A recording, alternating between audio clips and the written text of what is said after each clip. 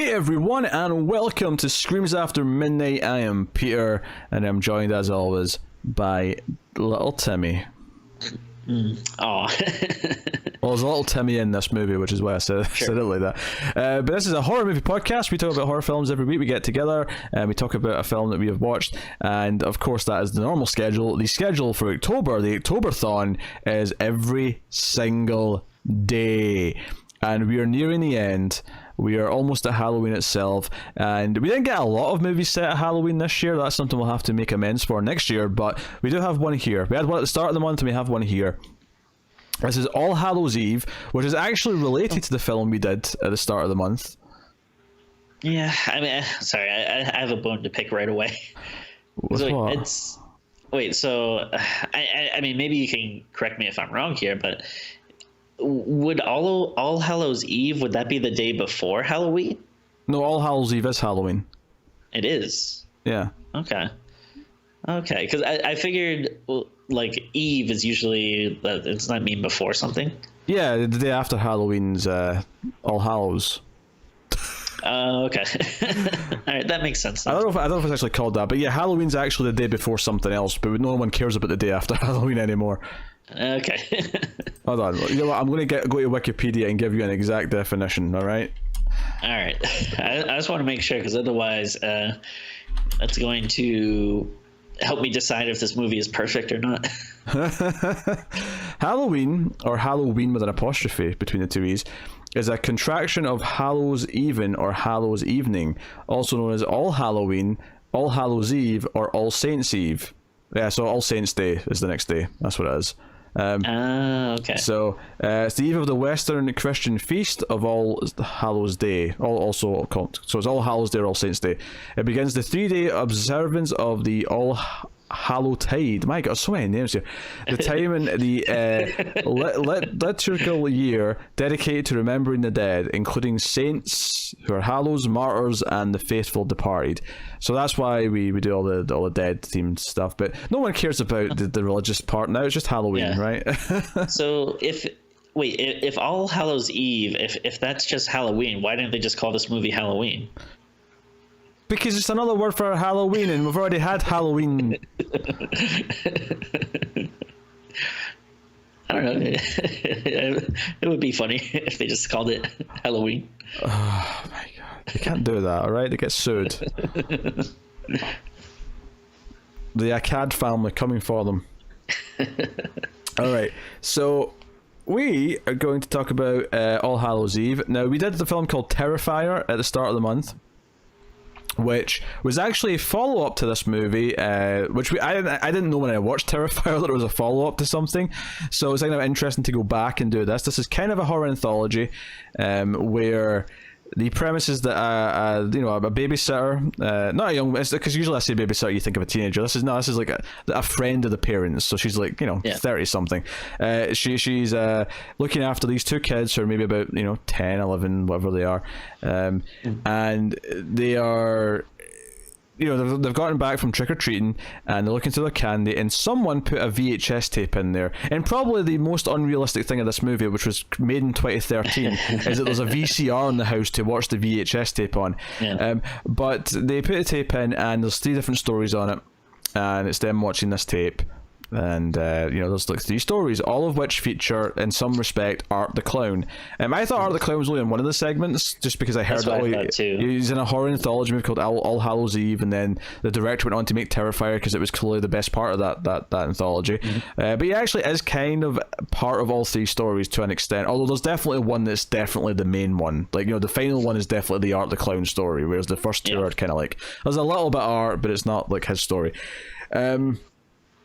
So that's the gist of it. It's kind of hard with anthologies to do much of a spoiler-free section, but we will do a little spoiler-free section, and then we'll go into spoilers, and we'll talk about the film in depth as we can. So we both like Terrifier. I think that's something we should point out before we get into this, is that we watched Terrifier, and it's a brutal slasher movie, very gory. Art the Clown's a pretty good villain in it, and I quite liked it. And I'd heard this wasn't as good, so I went in with kind of muted expectations, but I was curious. So I'll ask the question, Tim, did you enjoy All Hallows Eve? Not not that much. Like it is interesting, like seeing like I think I would probably dislike it more if I didn't have if I didn't know about like Terrifier. So it at least is like a little interesting to watch because of its connection to this other movie that we did like. But I don't know, it doesn't really come together that much for me. It is an interesting idea, I think, for an anthology movie, but I don't know, the tapes just, or like the stories on the tape, they all kind of feel like pointless, and like it just seems like a lot of stuff that they're just throwing there for just because it's like, oh, like this would be cool and creepy, versus like having like actual interesting stories. I feel like but at the same time though, I wouldn't say that it's like unwatchable. Like like some movies, it's a little bit of like a pain or a chore to get through. Like I was at least interested in it all the way throughout, but I just think it didn't necessarily like come together for me in the end.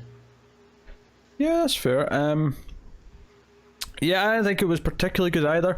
I do like those moments, because there's a few moments in it I like. It definitely feels like a sort of early prototype for what Terrifier became, especially the last story. There's a couple of ideas in there. I'm actually glad that I didn't see this first, now that I've watched both, because there's a couple of moments that were really cool in Terrifier that wouldn't have been as surprising if I'd seen this, because they kind of replay a couple of the same beats. So I'm glad I saw the more polished, like, movie, with because it's the same director as Terrifier, and I think he did get better. Like I think Terrifier is a better directed movie. There's definitely some bad acting in Terrifier, but that's kind of fine. The acting in this does very wildly. The first story especially, I thought all the actors in it were terrible, but I'm also assuming there was probably like a lot less budget on this one. It just kind of feels cheaper. Cheap. Yeah, it feels really cheap, especially the story. I think the wraparound, which is a slightly bigger part than normal, because it kind of keeps coming back to it between each movie, and there's kind of a story there with the babysitter and the kids. I think that stuff's okay, actually. I think the babysitter's likable enough. The little Timmy's kind of a shit actor. Tia's okay, his sister.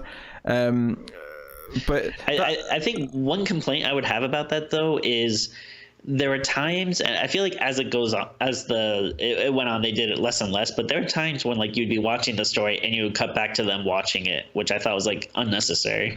It did that a lot in the first one, because the first one's the one the kids are also there watching, so it's kind of like showing you their reactions constantly. The second two stories, when it's just the babysitter watching them, it only cuts back to a reaction like once in each story, I think, so it's not a big deal. It's just kind of like, it's just there.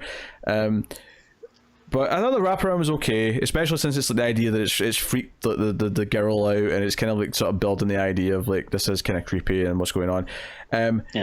What's interesting is that, first of all, VHS tapes are not 16:9, so that's like a weird technical fault that the movie has. Also, they're watching Night of the Living Dead first, and it's stretched to 16:9, and I'm like, what are you doing? Stop promoting this heresy. How dare you? Have black bars at the side, damn it. But anyway, so what I wanted to bring up, though, is that the first story does have this kind of intentional kind of VHS kind of filter on it, and it's kind of iffy looking and feels kind of cheap, and that's frustrating. The second story doesn't. The second story has like, it's almost like the first story is meant to look as if it was shot in VHS. The second story is supposed to look like it was shot in digital, but cheap. And then the third story is meant to look like it was shot in film, because it's got like all the scratches and it looks kind of blown out. So they're going for this sort of like old film reel kind of look in the last one, which is probably the most pleasing to the eye. Yeah, it still feels a little bit overdone and tacky, but it is the most pleasing looking out of the three of them. Just if you're going to add on some sort of weird after effect to make it look like something, that's the one that looks the best out of the three. But it's not perfect either. So, and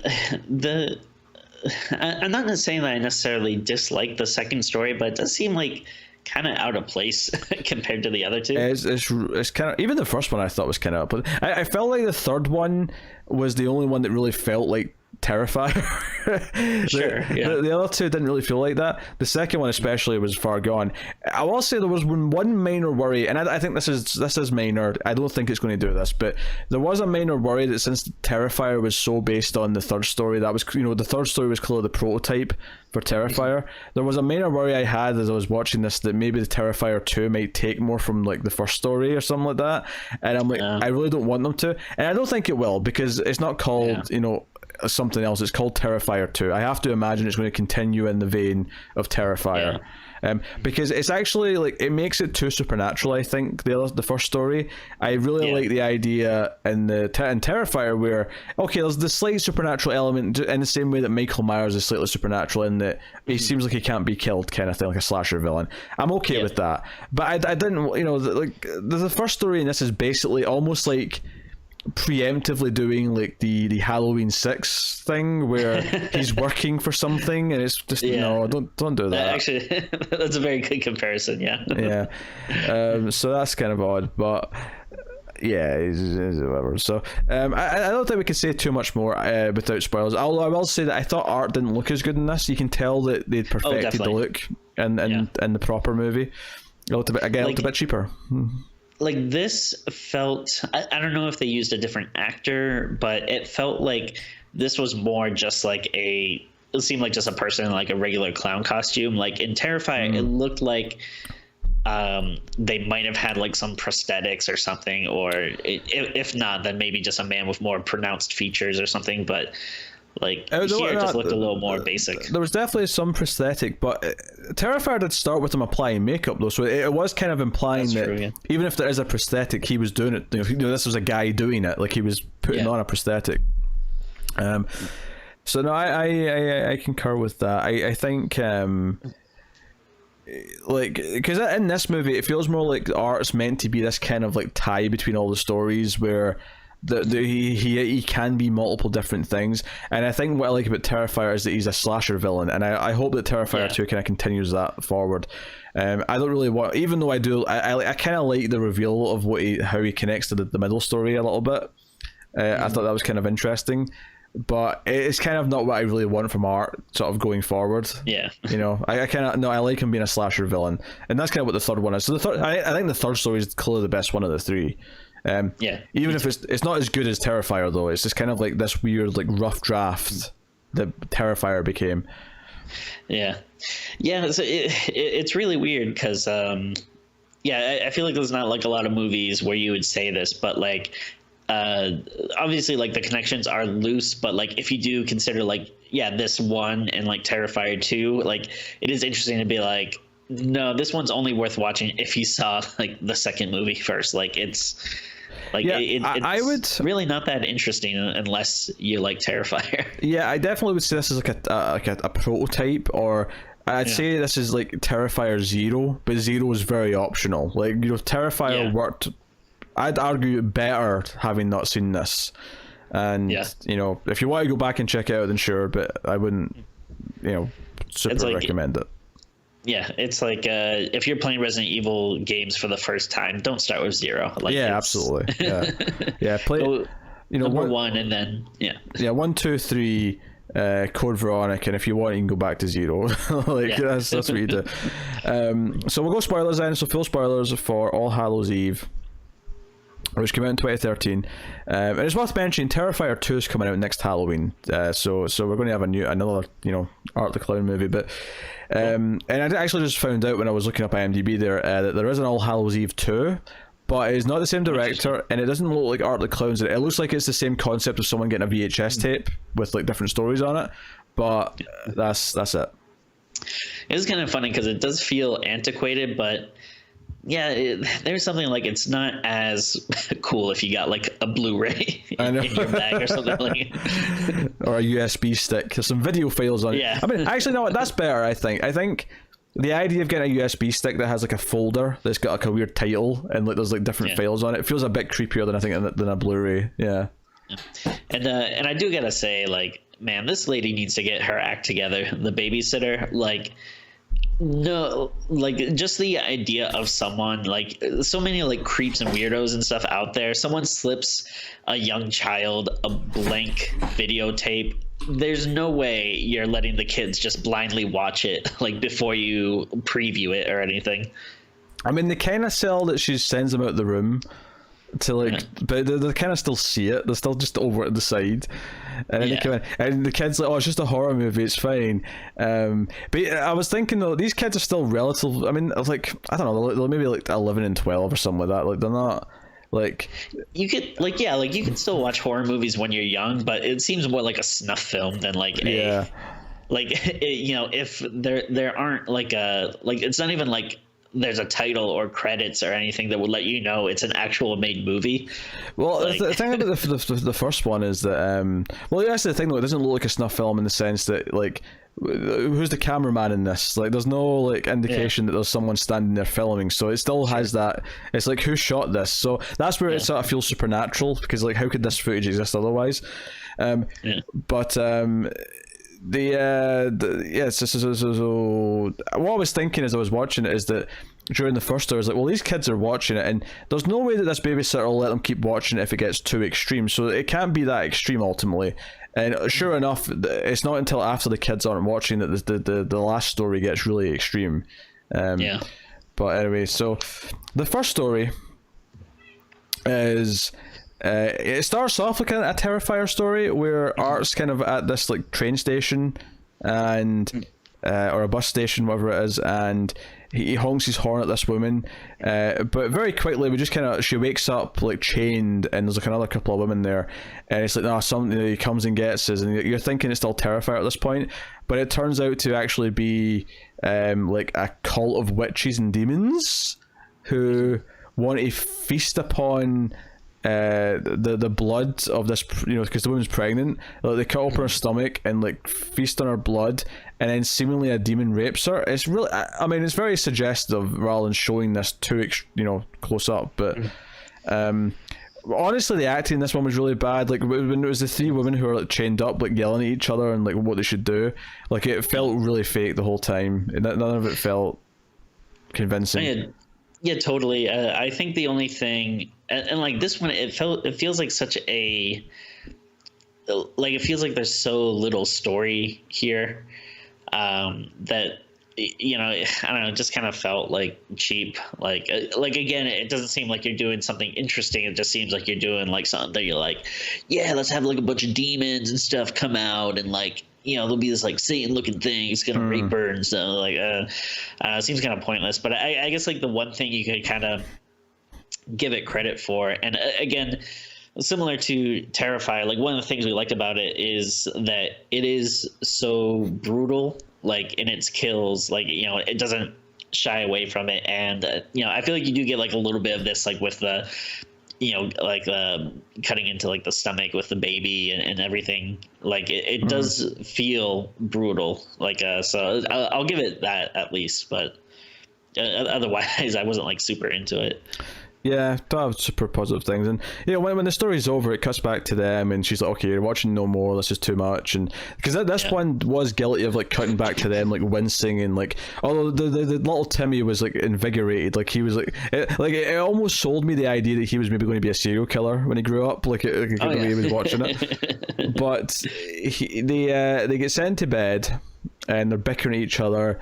The babysitter like calls a friend or something about meeting up after, you know, after she's done babysitting, and that's felt like it was kind of killing time. Like, her friend on the phone's like, hey, you're babysitting on Halloween, don't get killed, like, you know, making references to Halloween and stuff. And after they go to bed, she decides she's going to watch more of the tape. You know, she sort of sits there and she puts on the second story, which is a little bit more interesting because at least I felt like more was happening, where it's this woman who is just sort of unpacking in a new house. You know, it's just the evening, her husband's still at work or whatever, and she's unpacking, like, you know, furniture and, you know, ornaments and stuff. And she's on the phone with a friend. I did think it was really clunky exposition, because she has this phone call with a friend just so she can explain who she is, who her husband is, that her husband's a painter and that he painted something, and it sets up this painting that she thinks is really creepy, that she always has like a dust sheet over because she doesn't like looking at it. But it felt really clunky because it felt like it was over explaining the situation too much, and it just felt like an unnatural, like, here, we need exposition, so we'll have her on the phone. talking to her friend.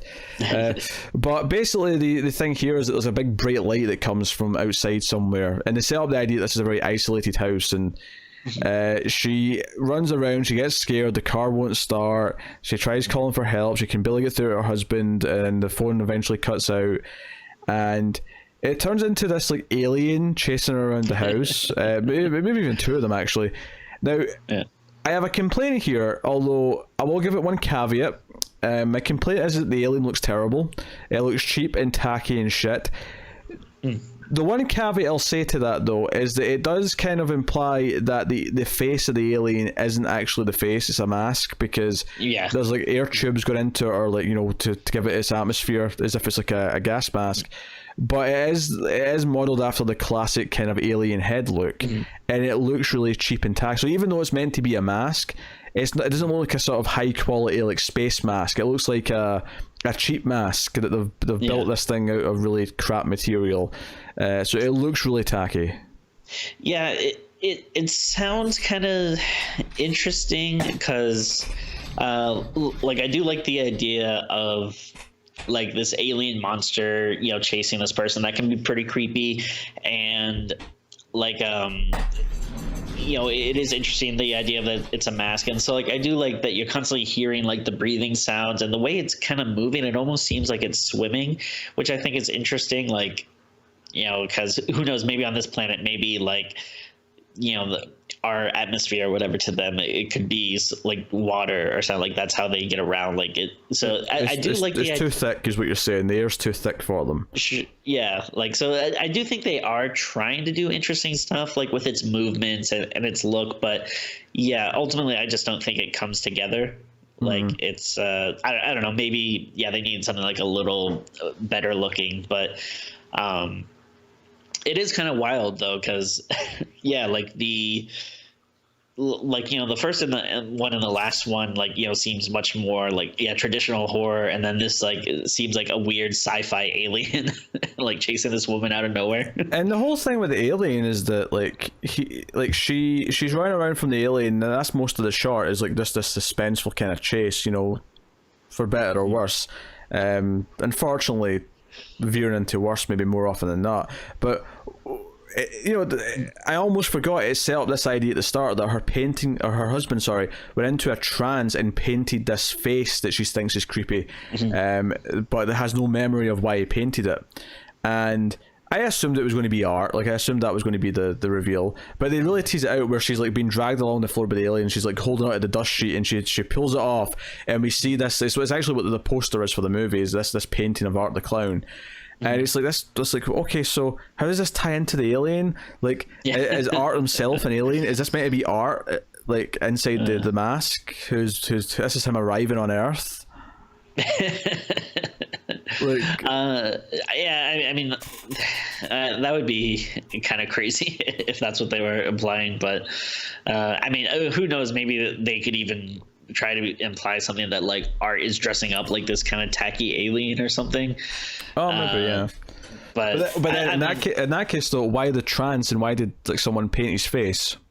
Very true. That at the very least is somewhat supernatural. Yeah, no, it's really hard to tell. It's like again, it doesn't feel like a super well thought out story. It just kind of feels like they had the idea of like, oh, it'd be cool if an alien was chasing this girl around. So yeah, and that's basically the end of that one. And you know, there's still, again, go back to the wraparound, and there's some teases here where the kids like are sharing a bed now because the sister's kind of scared, and the babysitter like comes up because she thinks she hears them or sees them at one point. She goes up and says, "Hey, stop pretending to be asleep, you know, and go to sleep." And they're like, "We're not pretending, we're in bed, blah blah blah." And the kid mentions that, "Hey, stop checking on us so often." And she's like, "What are you talking about?" And he says, "Oh, someone, you know, you were there. You know, you were looking through the door a while ago." And she's like, "No, I wasn't." So it's kind of setting that something's eventually going to happen here. But she goes back down and she's like, "You know what? I can't convince the little girl that she." Oh, I say little girl. I mean, she's not. I mean, she's a girl, but she's not a little girl. She's like, you know, just about to hit like 12, 13 kind of levels.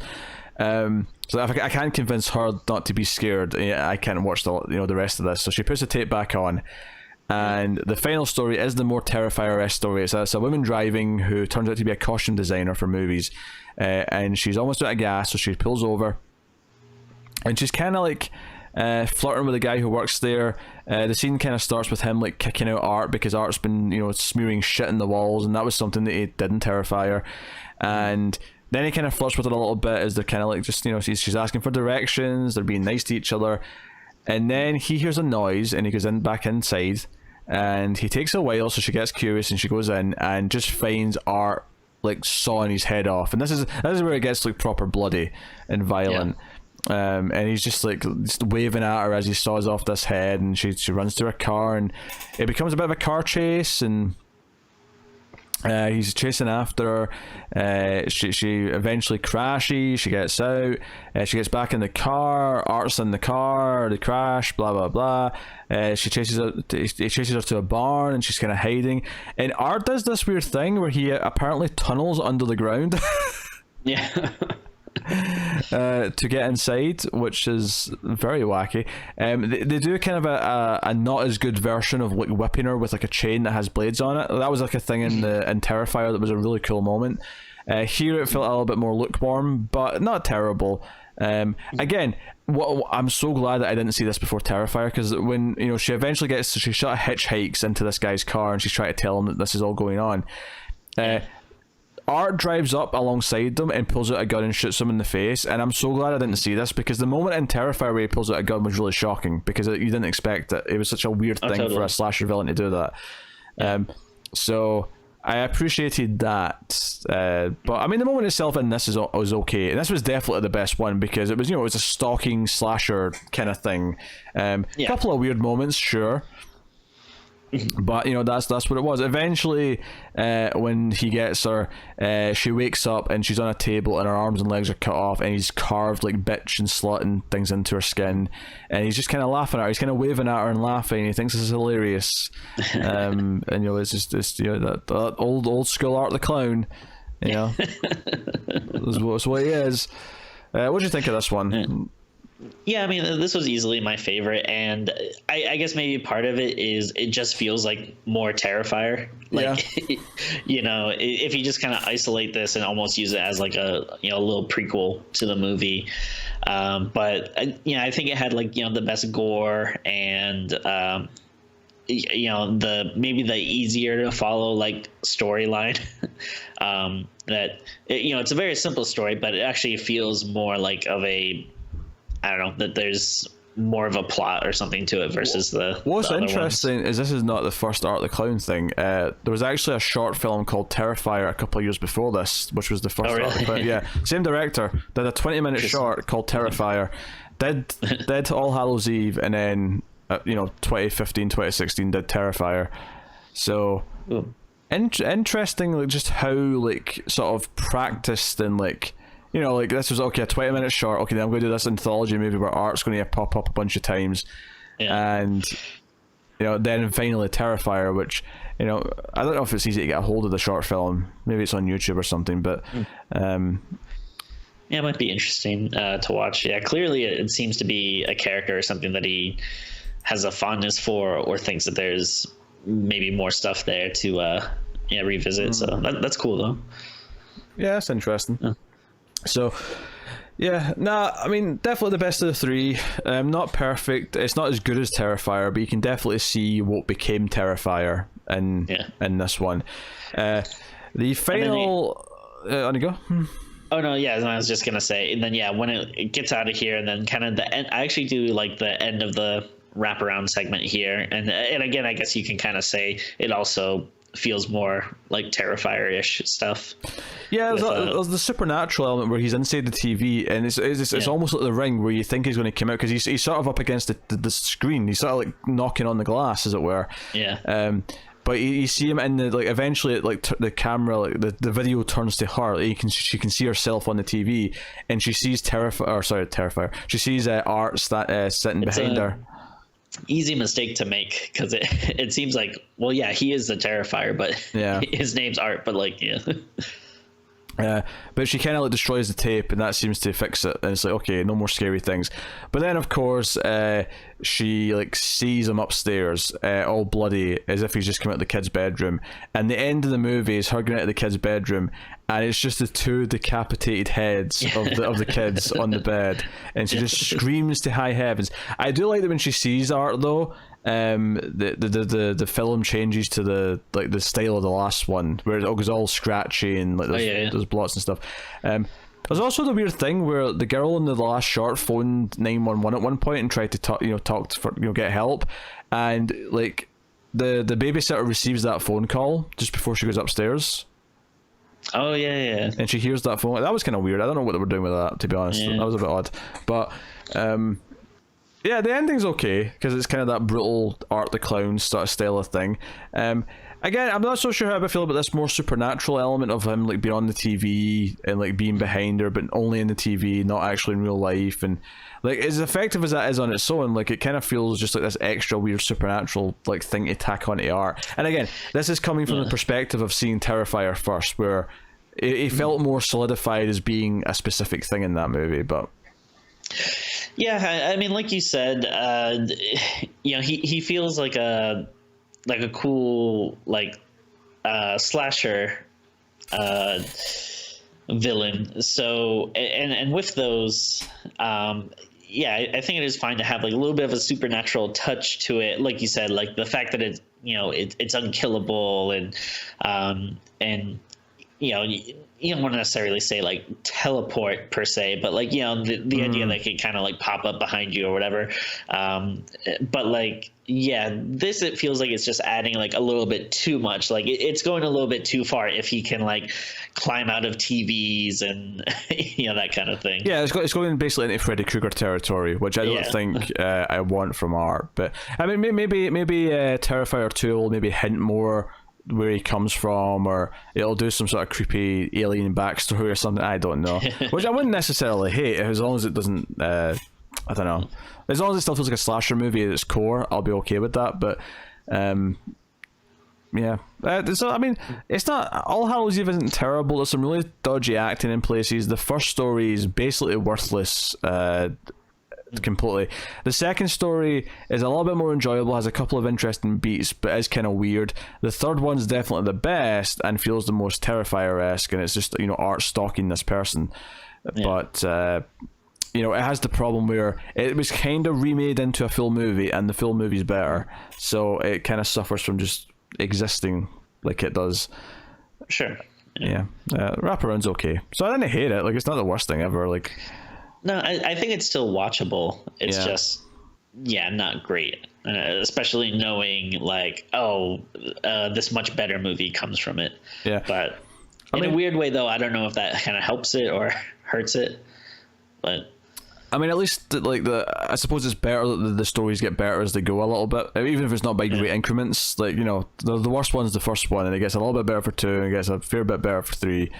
And that's basically it. But so not great. Terrifier is much better. Looking forward to Terrifier 2. Hopefully it's more of what Terrifier 1 was. That's what I want from it. But I guess we'll rate All Hallows Eve. Tim, what are you thinking of giving it? I think I'm going to give it a 4.5. Because it's not horrible. I wouldn't say I necessarily liked it, but it's not a chore to get through. Like, it's perfectly watchable, especially if you've seen Terrify and like that, and kind of have an interest to see what came before it. I think it is an interesting and easy enough watch, but there's not enough there to say that it is like actually good or makes it stand out from other things. But it's definitely not horrible or anything, though. Yeah.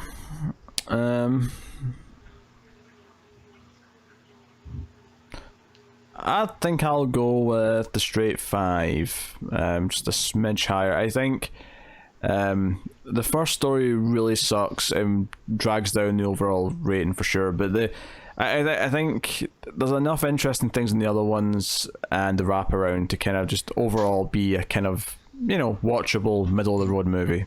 And like you say, there's that interest if you like Terrifier to, at least if you're curious, to come back and kind of see what they did before. But ultimately, Terrifier is the much better version of what All Hallows Eve is at least kind of trying to be.